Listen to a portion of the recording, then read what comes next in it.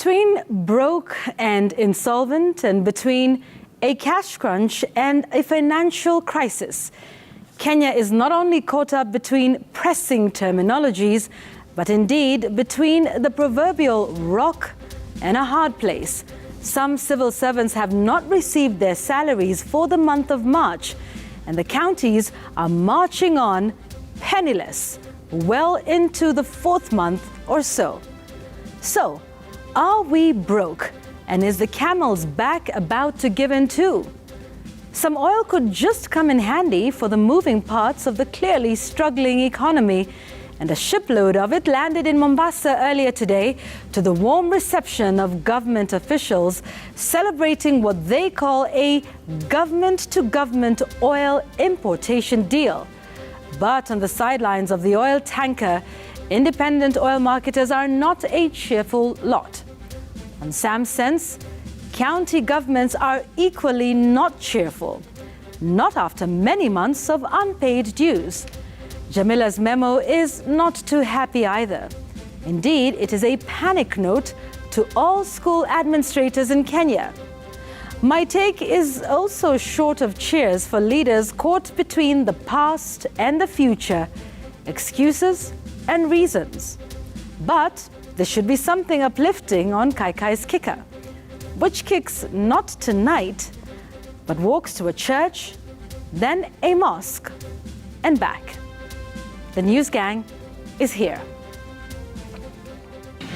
My first assignment the last 5 months was to consolidate and stabilize the economy of our country that had been battered by reckless borrowing and unnecessary subsidies. That is why today the economy of Kenya has stabilized. That was on the 24th of February. By March, salaries were delayed. Welcome to the News Gang, lady, gentlemen. It's good to be here. Listen, the hashtag is News Gang. Please send us your thoughts at Citizen TV Kenya. So, Sam, what happens in a month? On the 24th of February, the economy was stable and a lot of work had been done, according to the president, to do exactly that. And then a month later, salaries are not being paid on time. Indeed, the counties are still not receiving the monies as they should. What happened? Wow, do I have the answer? But based on what the leadership has been saying, yes, the economy has been stabilized. And you recall that even on the 14th of February, we had heard from the president saying that he was happy, and you'll be listening to that shortly. He was happy that now the financial markets were opening to the country, meaning that the government could actually borrow resources that previously they couldn't, which is information that I think had not been very clear to the people, especially at the transition from President Uhuru Kenyatta's regime to William Ruto's regime. But then again, it is shocking that that happened shortly after there was, I think the supplementary budget was either passed or signed into law on the 20th of February, which was just 4 days after he had spoken. And now with the supplementary budget, you get into a month when you're not able to meet your obligations, in this case to pay several civil servants. As of today, I was speaking to the control of budget, and there are indications that a lot more has been done so far. Several civil servants have now been paid. Several ministries have paid their salaries. But there are still those that have those challenges. For instance, she was speaking about the Teacher Service Commission, which has a payroll of about 29 billion shillings. So they've been receiving money in different tranches for them to be in a position to meet their obligations. So it is quite peculiar that the situation can be such, then a few months later, actually a few weeks later, then it turns to what it is, which is quite something that there's a lot to speak about. Yeah, and we've heard explanations, haven't we, Linus? You know, from everyone. I would like to say, though, it's been rather interesting that we haven't heard from the man who holds the government's purse, and that would be the Cabinet Secretary for Treasury, Professor Njuguna Ndung'u. We understand he's away for the spring meetings of the World Bank in Washington, D.C., but certainly with everything that's been happening in the country, explanations that we've heard from the President, his deputy, and others, including including even members of National Assembly and the Senate. We haven't heard from him, but Linus, we've heard quite a few explanations, though. Thankfully, from President William Ruto just the other day, I think it was on Tuesday, that he finally spoke about the ongoing situation. Remember, we've gone on for a few days without hearing from any authority, except here on the set when our colleague Wahiga Maura engaged the Presidential Economic Advisor, David Ndii, who, for the first time, did admit there is a problem. There is a problem with the cash flow in government, and came close to using the word broke, and that we don't have money. Otherwise, yes, there's been a very serious communication gap on the part of government. Ideally, we should be hearing from the Treasury what is going on. That is the first voice that we should be hearing. But I think there is another greater problem, and that problem we have is that of having a diagnosis of what really is the problem. The diagnosis in this country is affected by politics, because even an economic crisis as the one we are deep in right now is still being seen from political lenses, where those who are pro-government think there is no problem, and those who are not for this government are saying, you know, you've messed it up and all that. So in the din of that noise, we do not get to understand where the problem really lies. Because here is one thing that gets us confused. Kenya Revenue Authority says it is on target. We've raised 93.5, which is quite a good mark to target. And if KRA is raising money, then why do we have problems? And final point I want to make on this. Down to the diagnosis, is this a problem of the last 7 months? Because today, 13th of April, is actually the 7th month since the new administration, the Ruto administration took office. So is it sincere of anybody to think that the financial crisis we are in is strictly happened during the last 7 months? I don't think so. I think this has been long in coming. So long in coming that as early as 2016, the likes of William Mutunga were warning that the economy has become a bandit economy. They warned of the place of cartels. And this is why we shouldn't separate what we are seeing now from what we have seen in the last 10 years. This has been a long journey to the present. It's not something that happened in the last 7 months. This is a journey that started way back, immediately after Mwai Kibaki handed over power to the Uhuru team. There are some new ways that came. Those new ways that then informed the former Chief Justice William Mutunga to talk of a bandit economy. And bandit economy, it can be quantified. You can tell where the problem was in terms of how corruption was coming in and how corruption was not being punished. Remember the Afia House scandal of 5 billion shillings. Remember the 791 million shillings scandal at the National Youth Service, NYS. And all this went unpunished. And you know, we're being funny as Kenyans that, you know, the country can take all these punches on its economic body, but somehow we say it's not hurting. Eventually, it hurts. And this is where it has taken to. Because first of all, there is no accountability on the part of spending, and we'll talk about that in a short while as well. You know, you talked about this being a long time coming. When the Uhuru administration came into power in the year 2013, they inherited 1.8 trillion shillings debt from the Kibaki administration, and that ballooned to 9.2 trillion shillings as of January this year. There's been a voracious appetite for debt. In fact, in the first 2 years of the administration, that's 2013 to 2015, they borrowed more than President Kibaki had borrowed in the last 5 years of his term. And now all of these debts are now maturing at this point. And I'd like us to listen to Deputy President Gachagua, because he does talk about, what this is, the problem paying salaries, and this being pressure to pay back debts that we owe.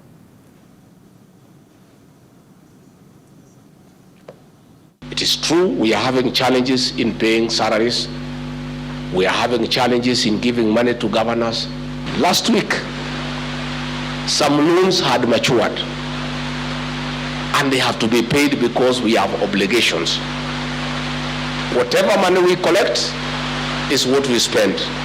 So what we had collected the last 2 weeks was sufficient to pay the loans we paid. What we are collecting this week will pay the salaries and other requirements. So it really paints a picture of a government living hand to mouth, doesn't it?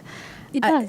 And it's rather scary for that, even though that has been the case for a long time, Jamila, hasn't it? It is, Yvonne, because as you said, from 2013, the government's appetite for borrowing really went up at the time. Remember before, during Mwai Kibaki's time, we were borrowing locally. We didn't have Euro bonds and all that. And then comes 2013, the new government comes in. When you realize that you cannot get as much money as you want from the local market, Euro bonds come in, then you have this, the world is open to you in terms of what you can borrow. And then the borrowing comes in, and you're hoping, well, in about 5 to 10 years, we'll be able to increase our tax revenue, we'll be able to pay back the loans. But usually, I think the estimates that the projections that we keep, we sometimes have are almost dreamlike, Yvonne. You never really get what you hope that you will get in terms of your revenue. I think that's where the rain started beating us. And then now you have interests coming up. Mm-hmm. And even if KRA does raise the amount of money that you're hoping they would raise, you look at what you need to pay. For instance, you have about 400 billion that needs to go to the counties. Yeah. You have your interest on the loans. You have all these things that you have to pay for. And then you end up with nothing. When we borrow, Yvonne, let's say you've borrowed 3 million shillings, you'd use the money maybe to put up a building or an Airbnb, hoping that that asset will bring you some income, and you have to show for it. And then when you borrow this money, you borrow it with a certain percentage of interest it's supposed to pay. Yeah. It's not outrageous. It's something you expect to do. So you have this Airbnb, which you will pay for during this period. But then now, if you decide to go borrow the money from a Shylock, for instance, maybe your interest rate may be, 30%? And that's maybe where we found ourselves as a country, where we had all these loans and we had to pay a lot of money for them. Where does that take us now that the loans are maturing? You have to pay for them. I was listening to your explainer when you're asking, is Kenya broke? You said, no, we are still able to pay for our loans. So we are okay, we have not defaulted. But you're talking about what this does to the counties. And I was looking at the numbers here of what exactly is supposed to have been paid over what period. They received the money for December 2 weeks ago, Yvonne. So they're waiting for January, February, March. Money for April should be going into their accounts by 15th of this month. So in total, if you look at the amount of money that the counties are expecting, if you put all the 4 months together, it's almost 126 billion shillings. What does that mean? We had the governor for Kakamega here today in our studios. He's the chairman of the finance committee at the Council of Governors. And he was giving us an example of what's happening in his county in terms of what he needs. He needs about 400 million per month for salaries. He's borrowed 800 million from the bank so they can pay salaries for 2 months. He needs about 91 million for the county assembly. He's borrowed that too. He needs about 30 million for the level 4 hospitals. He's having to borrow that too. He had development projects that he promised in his manifesto when he wanted to be elected as the governor of Kakamega. He's put those on the hold. So that's just an example of what's happening in Kakamega. So once the money comes in, the first thing he has to do is pay off those debts that you're taken, the loans you're taken from the bank, and hope that somehow they'll get the money they need to be able to go forward. Then that's just in one county. We have 47. And not to forget that they incur the extra expense of interest on those loans taken to pay salaries, to fund the hospitals, interest that they would not have accrued anyway had they have gotten their disbursements in time. So, this is just the small ways that we add on to monies that they would never have needed to pay. But there was something, interesting that you said, Jamila, about how ambitious we are. Sam, I remember when you hosted the Controller of Budget, was it in February? Mm-hmm. And I remember you asked her about, how we plan, for our budgets. And I remember her saying, we're extremely ambitious with our plans and what we want to achieve, and perhaps not as realistic as we should be. Well, her biggest challenge that morning, it was the 20th of February, she's talking about all these delays in disbursement of resources. And of course, the excuses or reasons are varied. So she's saying that you expect the counties to implement the budgets, whether it's recurrent expenditure or development expenditure, but the resources are not available, to the extent that actually what goes on is that it is advised by the National Treasury to the counties that they need to prioritize the salary payment, which I think we need to listen to that so that we can put this into context on what exactly she meant when it comes to what counties have to deal with. They actually get a warning from the Treasury to prioritize salaries so that people do not go on strike. We have not a blog, but a WhatsApp wall where whenever the funds are released, the Accountant General asks the counties to prioritize salaries and not development. Right, and that's the unfortunate thing, because spend so much time planning for what is supposed to be done by a county government, but then the resources are not available. The governors have now to find ways of surviving. And one of the factors, like you're saying, it's getting a short-term loan. For instance, if you're, say, Kakamega County, the governor was saying that they have an arrangement with some commercial banks in his county, or rather the branches that are in his county. So you find that they get lent the money in terms of the can now pay for the salaries, the payrolls can be managed. But now what we do not know, what we didn't know, is that yes, the salaries will be paid, but Jamila, you'll be paid your net payment. Yes. But above that, there is the pay as you earn, the statutory deductions, there's the NSSF, there's NHIF, and also if you have a loan or if you have SACCO contributions, they're supposed to be deducted and paid. Standing order. But the bank does not manage your payroll, so that may not be done at a time that it is a loan. So that can only be paid way after the county has received its money. So for some 25 counties, they received the resources to a total of 17 billion shillings on the 23rd of March this year. So that was money that was supposed to arrive on 15th of December. It has come in on the 23rd of March. So does that mean that if there is a loan that had been taken to pay salaries, now the county has to prioritize to pay what they had taken? And as they do that, if they have enough resources, they may now go ahead and make the statutory deductions to the KRA, to the NHIF, to NSSF, to SACCO contributions, to loans that we may have taken with the banks. But also that affects the quality of life for the staff, because they depend on those loans, they depend on NHIF to access medical care, which is not available now. And NHIF, which is a big pillar, or supposed to be, for UHC. So you can see the sort of cyclical effect that it has, on all aspects of the economy. It's, delayed disbursement, delayed salaries, but it's delayed submittance, for statutory payments. But, there's the whole thing. I don't know, Sam, if there's an overall about, you had mentioned earlier that, the president then later on Valentine's Day talked about how, things are good. And I'd like us to listen to him on that. He, on the 14th of February, said, the international markets are now open to us and things are looking good. Let's listen to that. Now, the financial system in the world has opened the doors once more for Kenya. We can now go to any international financial system and ask on behalf of Kenya, and the doors are open for us. And today, we are getting from those financial markets more than we need. Okay, but I'd like us to put that statement into perspective. We are, in fact, not getting more than we need from the international markets. Just recently, Kenya sought a syndicated loan. The first round, we were targeting to get about $300 million US. We got less than that. We got $200 million US, which is about 26.79 billion shillings. The second tranche of that, we were going into the market looking for $600 million, which is about 80 billion Kenya shillings. We have now revised this down by 13 billion to 66.6.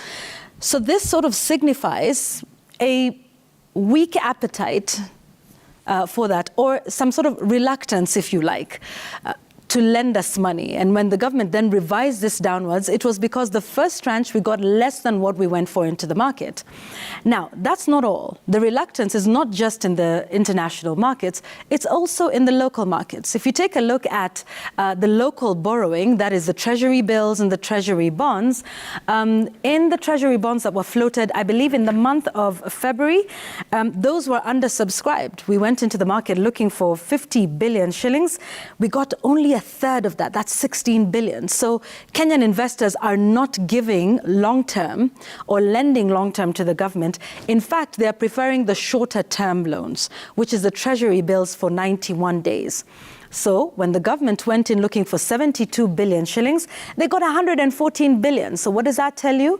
Investors want to get in, get out as quickly as possible and get their money out. Again, something that signals that investors are aware of the government's strained position as well.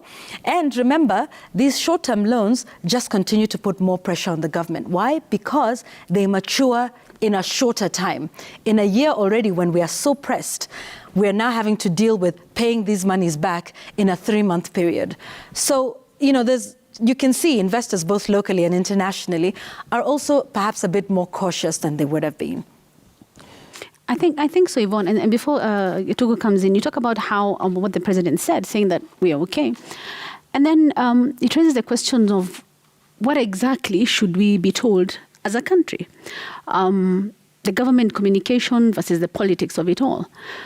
Because when you're not being given information that is consistent, when you hear something different from maybe one arm of the government and someone else in the same government tells you something else, as a people, you question who is really telling you the truth, and then the suspicion comes in. I think it's about time that the government communication really is more open in terms of even having regular briefings, if they want, just about the economy. This is what we have, this is our revenue, this is what we're spending, this is where the shortfall is, and this is the plan, if there is one. This is how we are going to make things better. Because the effects of what we were talking about in the counties and the salaries are being felt in people's homes, right at the heart of their homes and their lives. So this messaging that's coming is really, really important. It needs to be in such a way that people are told clearly that this is where the situation is. That's number one. Number two, spending. I think that's something also, Yvonne, that people see it in the papers, you see it on social media. You're told the government is spending this much on this, the government is spending this much on this. Even the appointment of the 50 CAS, it was an issue of contention, because if you're saying we don't have the money to pay salaries in the counties and government workers, why do we have this number of people? So there is that. So perception, government communication, what we see versus what we hear, I think that's something we need to look at as we go forward. Yeah. Lena? See, for a moment, let's assume Kenya or the government was a person. And the upbeat speech by President Ruto on February 14th, he was celebrating creditworthiness that, they can lend us more. But is that something worth celebrating? A few weeks after, is it, or maybe 2 months after, down the line, we know it's not a good idea. He himself stood the other day and said, we cannot borrow to pay salaries. He is drawing the line, and this is, I think, the second time he's drawing the line on borrowing, saying that it's not a good idea and we cannot borrow. There's something we need to change. And I listened to Bill Okero, one of the finest economic minds we have. He was here on the set, I think, with you at some time back on Tuesday. Gituku. And he makes a very, very good point about, first, are we backing up the wrong tree? Is it really about revenue, or is it about our expenditure? Because nobody is talking about how we are spending. Now we are celebrating the Western institutions saying they can lend us, you can get what you want. It's a bit more like, and I know we all have those friends who tell you, nitumie kwa hii simu ingine. Yeah, because don't send it on this number, send it on this number. That's what we are doing here. When we here are saying, we can get some money from somewhere, by borrowing, we are not different from that person who is saying, nitumie kwa hii simu ingine because ile ingine iko na fuliza. This is exactly the situation we are in. It's that simple. And we can't really run away from the bad habits of the last 10, 11 years, which everyone, whether you're in the opposition or in government, you are in one way or the other aware of. That for the last 10 years, there were certain economic rules, certain financial etiquettes that we were saying we can't follow as Kenyans. For example, on spending. We just spend and spend. Back in the 80s and 90s, actually, when Moi was getting a lot of pressure from the Western lenders again, he had to do the next thing. And just like a person, when you are under pressure in terms of debt, the first thing you do is to check on your spending. How are you spending what you have? Now, here we somehow believe don't touch that, keep borrowing and keep doing what you are doing. Spend and spend. And here is something else we don't speak about, accountability. I know, Gituko, you made a point about, and Jamila, about counties. Some counties are like a dark hole. You throw money there, billions, and there is nothing for the last 11 years of devolution that you can show for it at all. Because we're not asking these questions. What have we done instead? We have created billionaires in the counties. Governors are coming out after 2 terms, way, way more wealthier than they used to be. And you can't demonstrate that in the last 10 years, they have done something outside their official duties that can explain that wealth. We need to actually think and talk also about how we are spending, because we can borrow from all these multiple sources. We can be credit worthy, but where is the money going? If the money is going somewhere, it's been going for the last 10 years, we will stay in this hole. And I think missing payment of salaries last month was a warning shot that, it can actually go bad. It can get worse. Sometimes you will reach a point where you cannot even afford to finance your own bad manners. Okay, yeah. Let's take a break. I think we need to reflect on that as we take a break. When we come back, we want to talk a little bit more about this, including where do we go from here? Are there solutions? So there's several people that have some suggestions. Can we print money and just pay all our debts? Do we restructure our debts? The president says no. Absolutely not. I remember he said that even when he was the presidential candidate and after, that is not in question. So what do we do? How do we get ourselves out of here? When we come back, it's all about the economy on News Gang Tonight.